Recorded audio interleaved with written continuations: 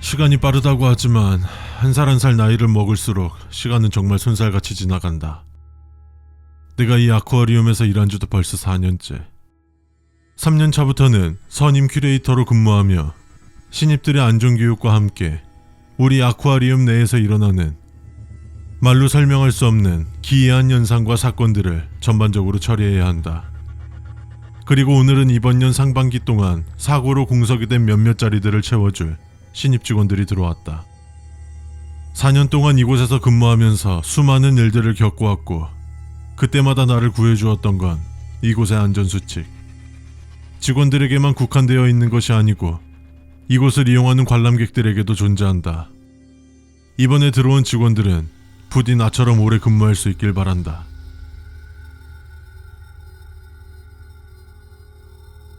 자, 안녕하십니까 여러분. 저는 여러분들 교육을 책임질 선임 큐레이터 세모미입니다. 이렇게 여러분들과 함께 근무하게 되어 영광으로 생각합니다. 그리고 여러분들의 입사를 진심으로 축하드립니다. 우리 아쿠아리움 개장 시간은 오전 10시부터 오후 9시까지입니다만 직원들은 오전 9시부터 개장 준비를 하기 때문에 넉넉하게 8시 40분 정도에 출근하시면 됩니다. 그리고 일전에 안내드린 안전수칙 전부 다 숙지하셨죠? 수칙을 정확하게 숙지하기 전까지는 항상 소지하면서 그때그때마다 확인해 주시면 됩니다. 이건 반드시 해야 하는 부분이에요. 선택사항이 아닙니다. 그럼 간단한 거 한번 확인해 볼게요. 우리 아쿠아리움은 총 18개의 구역으로 나뉘어 있는데 큐레이터가 존재하지 않는 구역은 총 몇 개의 구역이며 그 구역은 몇 번 구역들일까요? 이게 가장 기본적인 거니까 반드시 기억해 주세요. 4번, 6번 구역에는 큐레이터가 존재하지 않습니다. 그리고 자주는 아니지만 이 구역에서 비상 출동을 해야 할 때가 있을 겁니다. 이때는 여러분들이 가지 마시고 저를 포함한 선임 큐레이터들에게 말해주세요. 아직은 여러분들이 감당할 수 있는 것들이 아니라는 것만 명심해주세요. 여러분들의 자리 중 몇 자리는 이 수칙을 어겨서 생긴 빈자리라는 것도.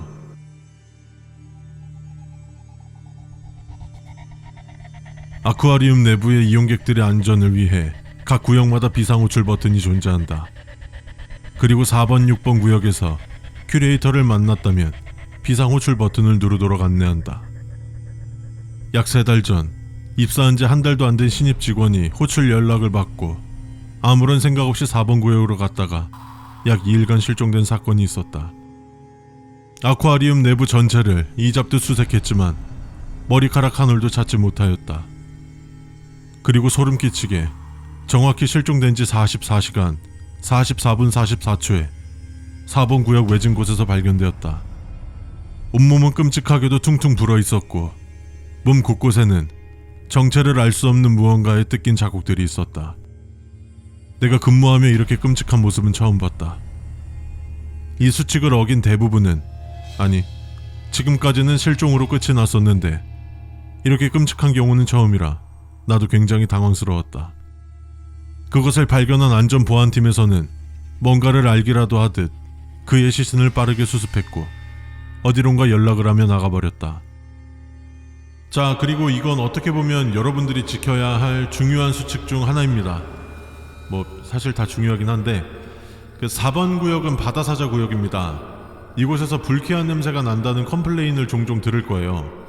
그리고 바다사자가 아닌 다른 무언가를 보았다는 소리도 들을 거고요. 지금 그 무언가에 대해서 조사하고는 있는데 이용객분들의 목격담만 있을 뿐 그 어느 곳도 발견하지 못해서 별다른 방법이 없습니다. 그냥 그날은 조금 더 깨끗이 신경 써서 청소를 해주시면 됩니다. 그리고 이거는 그냥 알고만 계시면 좋을 것 같은데요. 저도 근무하는 동안 2번 정도 겪었던 일인데 이렇게 4번 구역에서 불쾌한 냄새가 나는 날에 바다사자 우리 안에서 이상한 허물 같은 걸 발견한 적이 있었어요.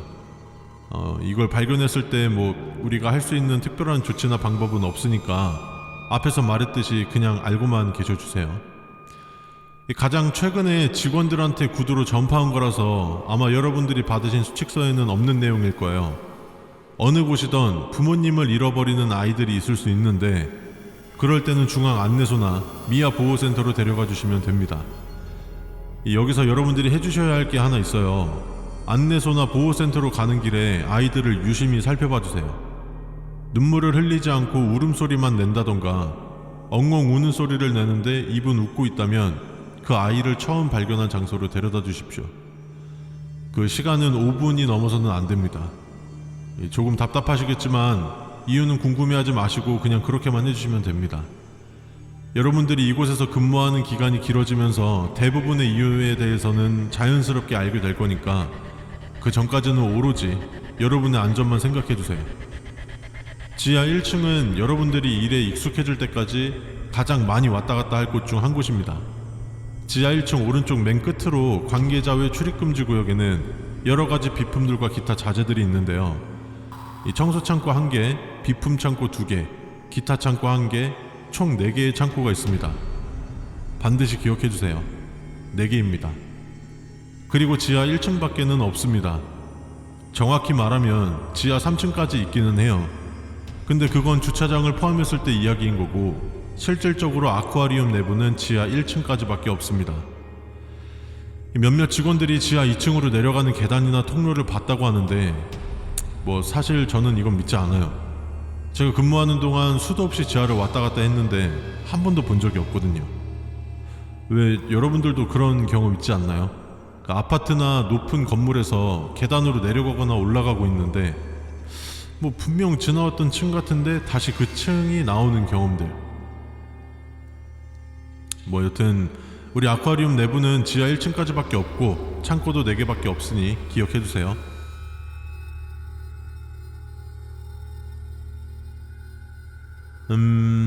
다른 것들은 잠시 휴식 시간 가지고 나서 계속 할 거예요.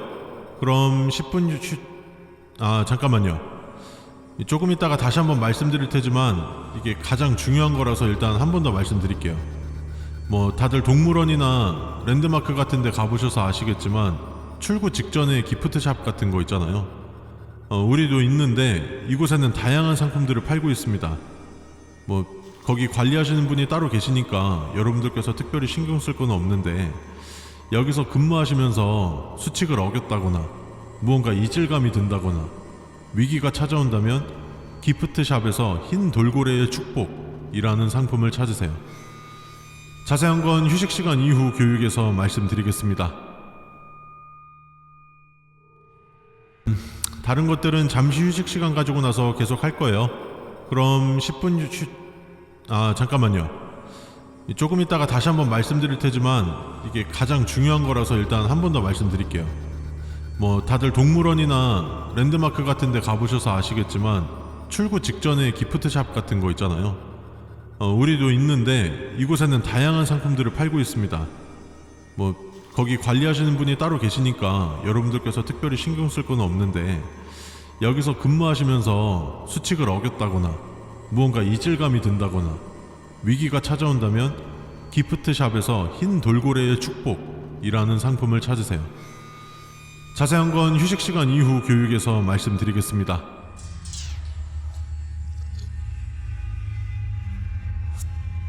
자, 잘 쉬셨나요? 항상 신입 직원들 교육을 하는데 여러분들이 가장 집중도 잘해주시고 경청도 잘해주시는 것 같아서 굉장히 만족합니다. 오늘 교육은 여러분들이 안전하고 오랫동안 일할 수 있도록 도와줄 수 있는 것들이니까 조금만 더 집중해서 들어주시면 감사하겠습니다. 이렇게 새로운 사람들이 오고 교육을 할 때마다 나는 단 한 가지의 바람뿐이다. 죽지 않고 안전하게 근무하는 것. 이것 말고는 그 어떤 경우라도 상관없다. 마치 인과응보처럼 근무 태도가 불량하거나 뭔가 예의가 없는 직원들, 흔히 골칫거리로 생각하는 그런 직원들은 전부 예외 없이 며칠 내로 사라지곤 했다. 그리고 더 이상한 건 애초에 그런 직원은 없던 것처럼 나를 제외한 모든 사람들이 평소와 똑같은 일상을 보낸다는 것. 그 어떤 흔적도 인사기록도 찾아볼 수 없다. 자, 아까 4번 구역은 바다사자 구역이고 그 구역에 대해서 설명을 드렸는데요. 7번 구역은 돌고래 구역입니다. 이곳에는 별도 교육을 통한 전문 큐레이터와 아쿠아리스트가 돌고래와 함께 입장하는데요. 이 아쿠아리스트는 2인 1조로 움직입니다. 이곳에 큐레이터를 지원하신 분들을 제외하고는 뭐 특별한 일이 없다면 이곳에 갈 일은 별로 없으실 거예요. 근데 사람 일이라는 게 어떻게 될지 모르는 거니까. 여튼 매시간 정시와 30분에 아쿠아리스트 분들이 입장하실 텐데 그때 2명인지를 반드시 확인해 주셔야 합니다. 만약 3명의 아쿠아리스트들이 입장하는 것을 본다면 돌고래 쇼가 시작하기 전에 보안팀에게 연락을 해주시면 됩니다. 그렇지 못한다면 당일 그 구역은 그 안에 있는 관람객을 포함한 모든 인원을 구역과 함께 봉쇄해야 합니다. 자세한 이유는 여러분들께 나눠드린 종이 아래에 나와 있으니까 시간 나실 때 한번 확인해 주시면 되겠습니다. 사실 언급했던 모든 수칙들은 지금 말하는 수칙에 비하면 아이들 장난처럼 느껴진다. 우리 아쿠아리움 12번 구역은 일반 관람객들이 본다면 사진을 찍어야 할 명소, 찍을 수밖에 없는, 찍어야만 하는 굉장히 아름답고 멋진 곳이다. 약 1.8km 길이의 바다 터널. 아쿠아리움에서 서식하는 생물들 중 절반 이상을 볼 수 있으며 물고기뿐만 아니고 수십 명의 아쿠아리스트들이 그 안을 헤엄치고 있어 인간이 바닷속에서 사는 듯한, 마치 인간과 물고기가 바다에서 공존하는 진광경을 볼 수 있는 곳이다. 단순히 유리에 손을 대지 마시오, 플래시를 터뜨리지 마시오 등 평범한 수칙들이 존재하는 것은 아니다. 그리고 이곳을 내가 제일 싫어하고 두려워하는 건 이곳에 수칙이 생긴 이유가 내가 겪은 경험에 의해서 만들어졌기 때문이다. 그 끔찍한 경험.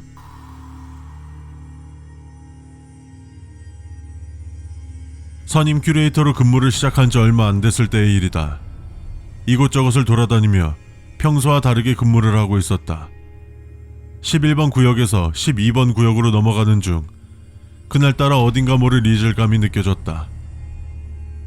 평소랑 다를 게 하나 없는데 뭐지? 괜시리 이상하네. 당신들도 살다 보면서 그런 적이 있지 않았나? 항상 오던 장소, 매일 머무르던 장소들이 어느 날 유독 이상하고 이질적이게 느껴지던 날들.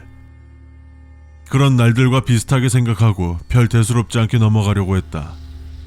누구더라도 바다 터널을 들어온다면 자연스럽게 주위를 둘러보며 수많은 물고기들과 헤엄치는 큐레이터들을 볼 것이다. 하지만 그 틈 사이로 나는 믿을 수 없는 것을 목격했다. 오른쪽은 사람, 왼쪽은 정체를 알 수 없는 물고기의 모습. 또 다른 건 생긴 건 물고기지만 지느러미가 있어야 할 곳에 사람의 팔다리가 수없이 나 있었다. 피곤함과 긴장감에 의한 환각 또는 헛것이라고 믿으려고 할 때 마치 내가 본 것이 헛것이 아니라고 증명이라도 하듯 주위 수많은 사람들의 비명소리와 웅성거리는 소리들. 그렇게 한두 마리를 보고 나니 점점 많은 수의 그것들이 보이기 시작했다. 그리고 그것들은 물속에 있는 것을 마구잡이로 뜯어먹었다. 물고기뿐만 아니고 안에서 헤엄치던 아쿠아리스트들까지. 그 당시 내가 할 수 있는 건 아무것도 없었다. 그 누구였더라도 할 수 있는 건 없었을 거다. 엄청난 충격과 공포에 온몸이 굳어버렸으니까. 그 끔찍한 사륙의 현장이 계속되던 그때 갑자기 그것들은 일제히 어느 곳으로 사라져버렸다. 그저 자신들의 배가 불러 더 이상의 식사가 필요 없어진 건가라고 생각했다. 터널 저 멀리서부터 무언가가 다가오기 시작했고 특별할 거 없는 가을이었다. 근데 어딘가 이상했다. 다른 물고기들은 멀어서 작게 보이는 거리인데 이것은 그 거리임에도 일반적인 가오리의 크기로 보였다. 그렇게 점점 다가오자 그 거대한 크기에 압도당해버렸고 그것들이 사라진 이유가 이 거대한 가오리 때문이라는 것을 깨달았다.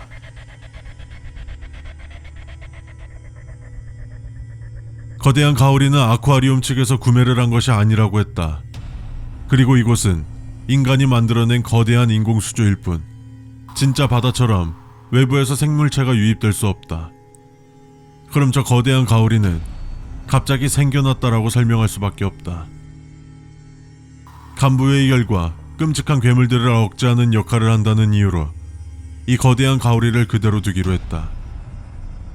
예전 내가 처음 봤을 때만큼의 때를 지어 나타나진 않지만 지금도 그것들은 간간히 한 번씩 한두 마리씩 짝을 지어 나타난다는 목격담이 있다. 그렇게 8번 수칙이 생겨났다. 바다터널에서 간혹 인어를 보았다는 관람객들이 계십니다. 여러분들께서 생각하시는 그런 인어가 아닙니다. 목격담에 따르면 신체에 군데군데 사람과 물고기의 모습이 섞여 있었다. 오른쪽은 사람, 왼쪽은 물고기의 모습이었다. 상체는 물고기, 하체는 사람이었다. 물고기의 지느러미가 있어야 할 곳에 사람의 팔다리가 수없이 나 있었다. 하나같이 끔찍한 모습이었다고 합니다. 혹시라도 관람 도중 인어를 목격하신다면 비상호출 버튼을 눌러주십시오. 오늘은 제가 어렸을 때 아버지에게 들은 이상한 규칙에 대해서 들려드릴까 합니다. 그곳에게만 국한된 규칙인 건지, 나에게만 해당되는 규칙인 건지, 아님 이걸 들은 여러분들도 규칙을 지켜야 하는 건지 모르겠지만, 지금으로부터 약 10년 전 이야기입니다. 어린 시절 승우와 재현이라는 친구가 있었습니다. 그 둘은 친형제처럼 항상 붙어 다녔습니다. 공부도 잘하고 운동도 잘하는 인사친구였죠. 당연히 반에서 인기 있는 친구들이었고, 이 두 명이 학교를 나오지 않으면 반 전체가 횡하니 굉장히 허전해질 정도였습니다. 그의 반의 평범한 아이였던 저는 그 둘과 집도 가깝고 같은 축구부여서 친하게 지내게 되었습니다. 어린 마음에 승우와 재현이와 친한 게 뿌듯함을 넘어 약간의 자부심으로 느껴졌습니다. 그렇게 시간이 흘러 초등학교 5학년 때 그 일이 일어났습니다. 우리 동네는 동네 개울가로 물놀이를 갔습니다. 그 해 생일날 아버지를 졸라 선물 받은 필름 카메라를 가지고 사진도 찍고 재미있게 놀았습니다. 집으로 돌아와 찍은 사진들을 확인해 보는데 이상한 사진 하나가 눈에 들어왔습니다. 승우와 재현이를 찍은 사진이었는데 재현이의 오른팔 아랫부분 강물에 사람의 눈 같은 것이 찍혀 있는 것입니다. 그 당시 저는 심령 사진이 뭔지는 알고 있었지만 그게 나에게도 일어날 것이라고 생각도 못하고 있었기 때문에 별 대수롭지 않게 넘겼습니다. 지금 생각해보면 그때 사진을 찍지 않았더라면, 혹은 카메라를 사달라고 조르지만 않았더라면 끔찍한 기억은 없었을 텐데.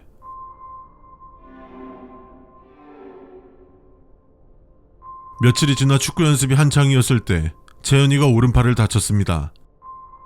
다른 초등학교 축구부와 친선 경기 중 공이 팔에 맞으며 부러진 것이었죠. 근데 이상하지 않나요? 공에 맞았다고 팔이 부러지는 것이. 재현이는 곧장 병원으로 가 입원을 하게 되었고 문안을 마치고 집으로 돌아왔습니다. 근데 알 수 없는 불안함이 엄습해오며 저번에 찍은 사진을 꺼내보았습니다. 사진은 내 기억과는 전혀 다른 모습으로 변해 있었습니다. 물속에서 얼굴을 드러낸 작은 남자아이. 그 아이의 눈은 분명 기억 속 눈이었습니다. 그리고 그 아이는 재현이의 오른팔을 움켜쥐고 있었습니다. 나는 믿을 수 없는 상황에 사진을 들고 곧장 아버지에게 달려갔습니다. 아빠, 이거 좀 봐. 뭔데 그래? 이 재현이랑 승우잖아. 옆에 있는 애는 처음 보는 애네? 그니까 아빠도 보이지? 재현이 옆에 있는 애 똑똑히 보이지? 아이 참, 얘가 뭔 소리를 하는 거야 도대체? 아니 아빠, 놀러 갔다 온 날 사진을 봤을 때는 그냥 물속에서 눈만 보였단 말이야. 근데 오늘 다시 보니까 저렇게 나와서 재현이 팔을 잡고 있다니까? 어이구, 그래요? 아드님이 잘못 보신 거겠죠. 어떻게 사진이 변하겠습니까? 아니 아빠, 장난치는 거 아니야.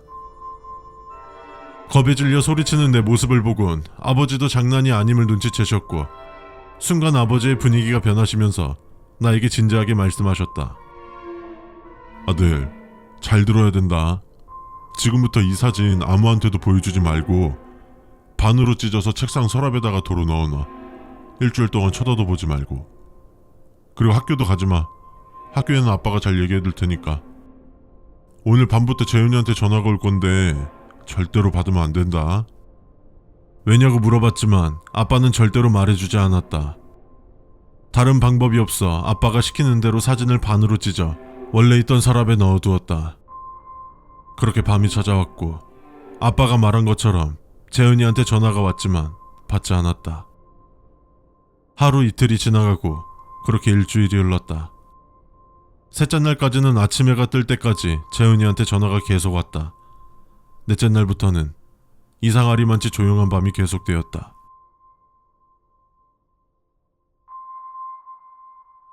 그리고 재은이에게 전화를 했지만 지금 가신 번호는 없는 번호입니다.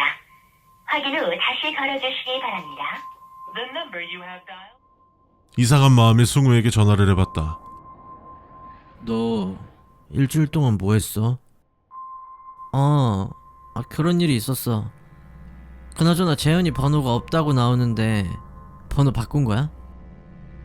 재현이 3일 전에 죽었어. 뭐? 재현이가 왜 죽어? 재은이가 죽었다는 소리에 아빠에게 달려갔다.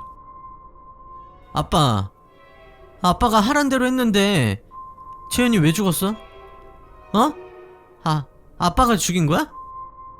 아빠에게 따져봤지만 아빠는 꿀먹은 벙어리 마냥 아무 말도 하지 않았다. 아빠!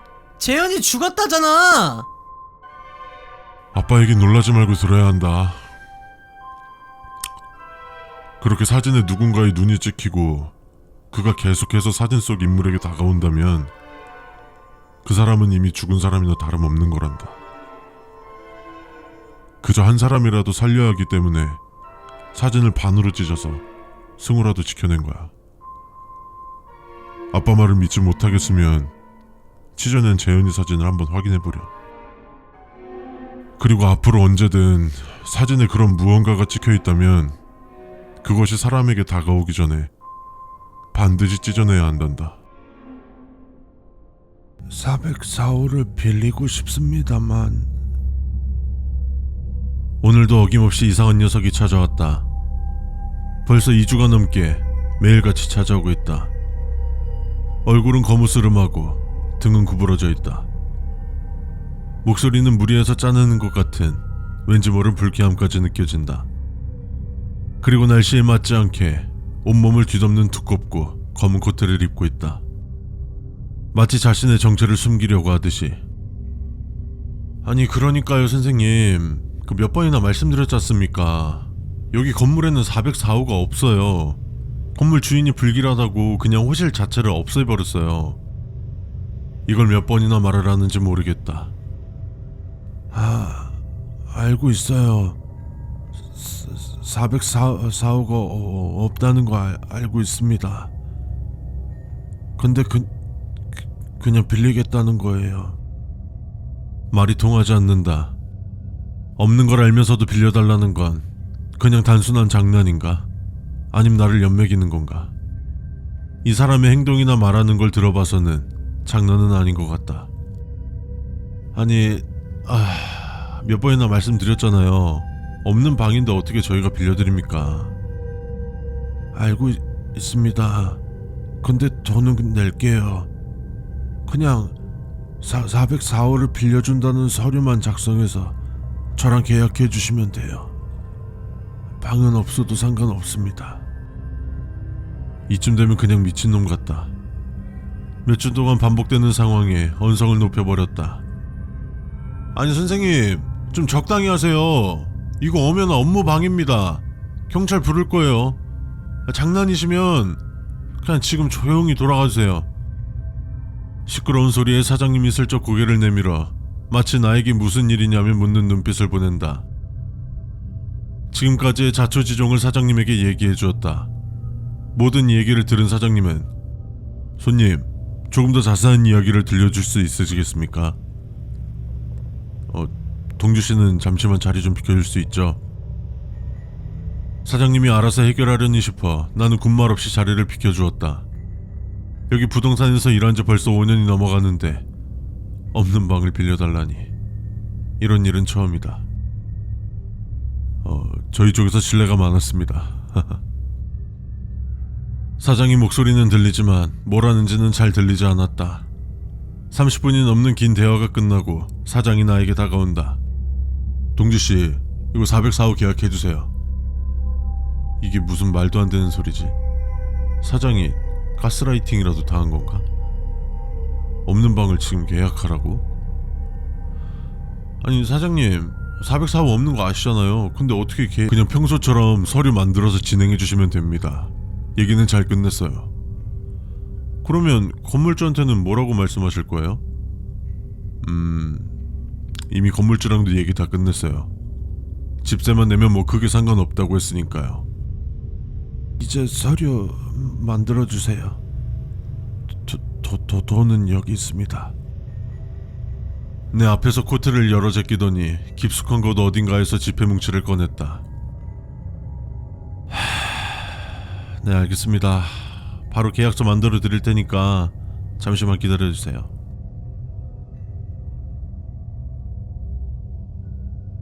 서류 작성을 마치고 사인을 요구했다. 이 사람 손까지 시커멓다. 글씨체가 하도 이상해서 읽기 어려웠지만 이름까지 정말 기분 나쁜 이름이다. 모든 절차가 끝이 났고 이 이상한 놈은 존재하지도 않는 404호로 이사 준비를 해야 한다며 부동산에서 나가버렸다. 하지만 뭔가 찜찜함은 가시지 않았다. 아 사장님 이거 나중에 문제 생기는 거 아니에요? 그건 그때 가서 생각하고 어차피 돈은 지불할 거니까 문제될 거 없잖아요. 그게 문제예요. 없는 방인데 막 남의 방 가서 피해 입히고 그러면 어떡합니까? 그럼 바로 내쫓으면 되죠. 우리가 계약한 건 어디까지나 404호니까. 며칠이 지나도 찜찜함은 가시지 않아 직접 찾아가 봤다. 배를 누르자 그가 문을 슬며시 열며 얼굴을 내비쳤다.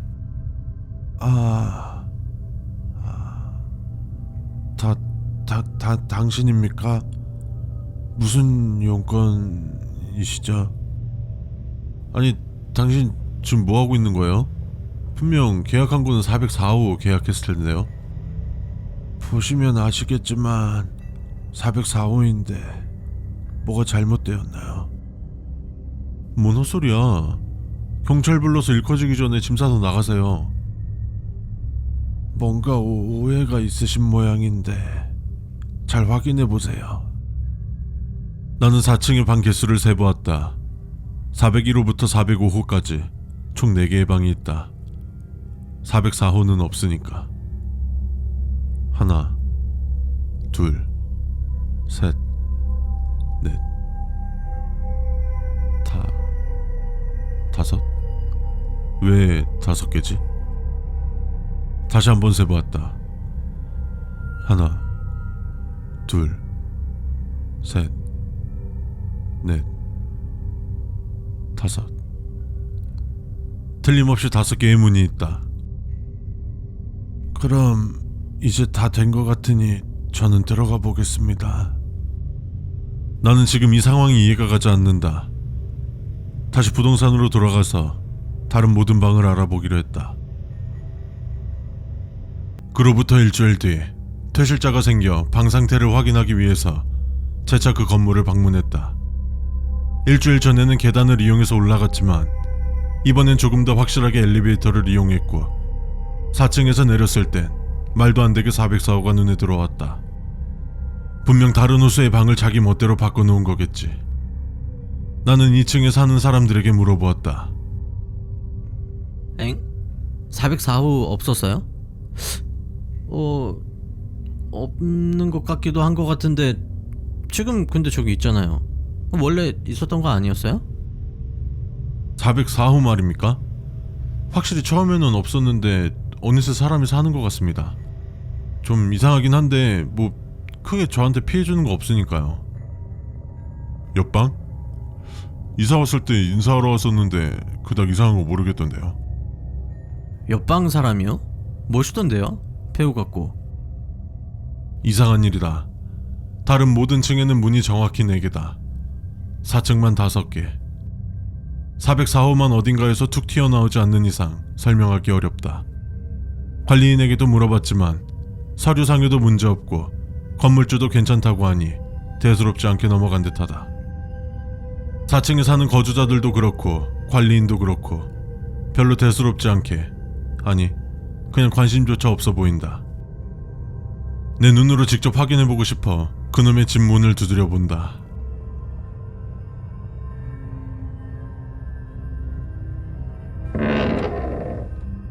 또 당신입니까? 적당히 좀 해주셨으면 싶은데요. 방 안 좀 보여줄 수 있으실까요? 아니요. 그건 안 될 것 같은데요. 저는 정식적으로 계약해서 이 방에 살고 있습니다. 당신이 부동산 직원이라고 해서 멋대로 들어올 수는 없죠. 이 사람이 하는 말이 틀린 건 아니다. 하지만 왠지 모르겠지만 내 눈으로 방 안을 살펴보지 않으면 안 될 것 같았다. 억지로 안으로 들어가려 놈을 밀치고 방으로 들어가려는 그때 아무것도 없는 공간에 부딪혔다. 마치 투명한 벽이라도 있는 듯이. 방에 용건도 없이 들어가는 것은 허락할 수 없습니다. 그 순간 엘리베이터가 열리며 누군가 내린다. 404호죠. 주문하신 물건 가지고 왔습니다. 기다리고 있었습니다. 방 안으로 좀 운반해 주시겠어요? 네, 알겠습니다. 대답과 동시에 택배기사는 아무렇지도 않게 집 안으로 들어갔다. 분명 나는 투명한 벽 같은 거에 부딪혀서 못 들어갔는데 저 사람은 왜 어떻게 자연스럽게 들어가는 거지? 역시 내가 착각했던 건가? 하지만 착각이라고 하기에는 분명히 무언가에 부딪히는 느낌이 생생했다. 어떻게 저 사람은 자연스럽게 들어갈 수 있는 거죠? 저 사람은 짐을 운반하는 게 일이니까요. 그리고 제가 옮겨달라고 했으니 들어오는 게 다 당연하죠. 무슨 말을 하는 건지 도통 이해할 수 없지만 내가 여기서 더 할 수 있는 건 없다. 분명 어떤 트릭이나 뭔가가 있는 게 분명하다.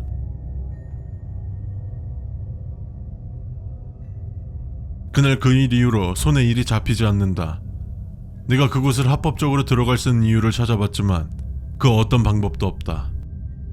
동주씨, 요즘 붕 떠 있는 것 같은데 무슨 일 있어요? 사장이 나에게 말을 걸었다. 그게 사실은 지금까지의 일을 사장에게 솔직하게 털어놓았다. 동주씨, 아무리 그래도 그건 안 되는 거예요. 너무 깊숙이 파고드는 건 좋지 않아요. 동주씨도 잘 알잖아요.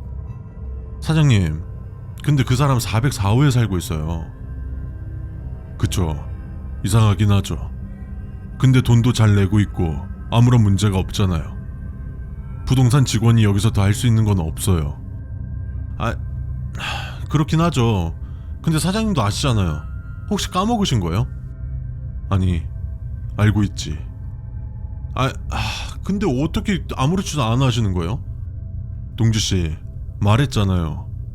돈을 잘 내고 있으니까. 사장님도 뭔가에 홀린 게 분명하다. 내가 이토록 404호에 집착하는 이유는 단 한 가지다. 건물에는 404호가 존재하지 않습니다. 건물주가 단순히 숫자가 불길하다 생각해 404호를 없애버렸습니다. 만일 404호를 보게 된다면 절대로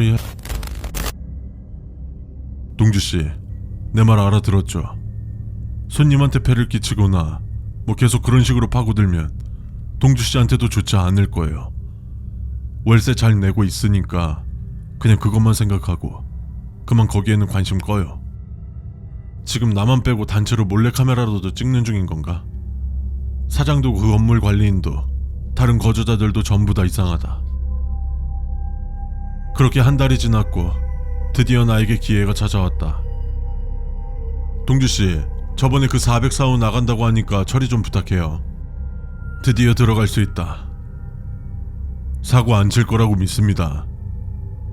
말이 끝나기 무섭게 나는 404호가 있는 그 건물로 향했다.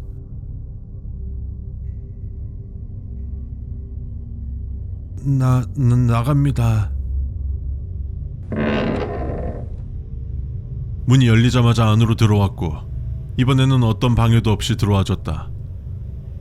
막상 아무렇지도 않게 들어와지니 조금 맥이 빠지긴 했지만 빨리 확인해 주시지 않겠습니까?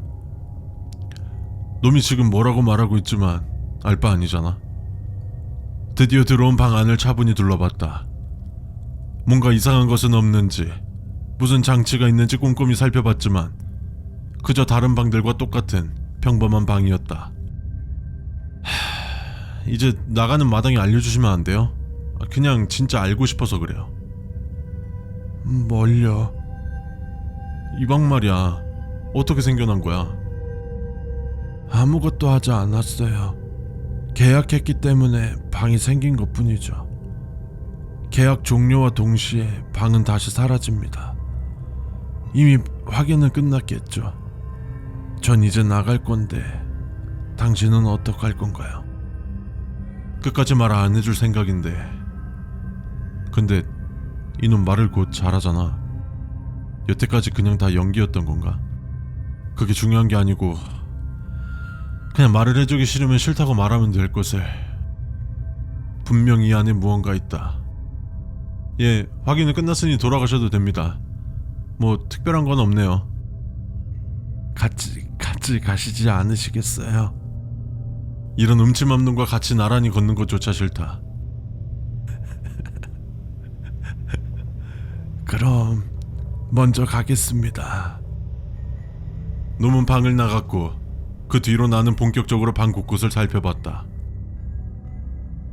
밖이 어둑어둑해진 걸 보니 벌써 저녁인 것 같다. 몇 시간을 뒤져봤지만 이상하리만치 아무것도 없다. 진짜 뭐야, 아무것도 없잖아. 일단 퇴근하고 다음에 좀 보자.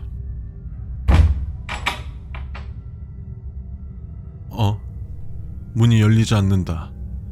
잠금 장치들은 다 열려있지만 마치 밖에서 뭔가 막고 있는 듯 아무리 열려고 해봐도 열리지 않는다. 말로 설명할 수 없는 불길함이 엄습해온다. 방 안의 창문은 열려고 해봤지만 창문도 열리지 않고 베란다도 마찬가지다.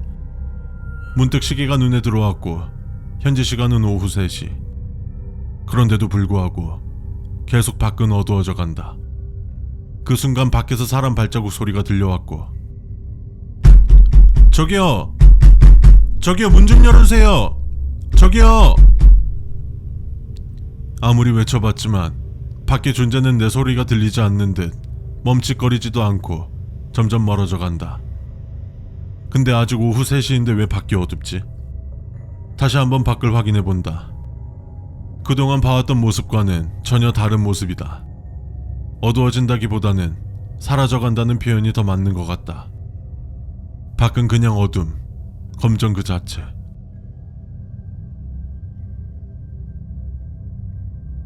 얼마 동안 시간이 흐른 걸까?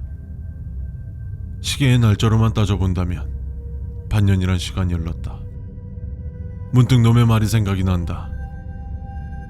계약 종료와 동시에 방은 다시 사라집니다.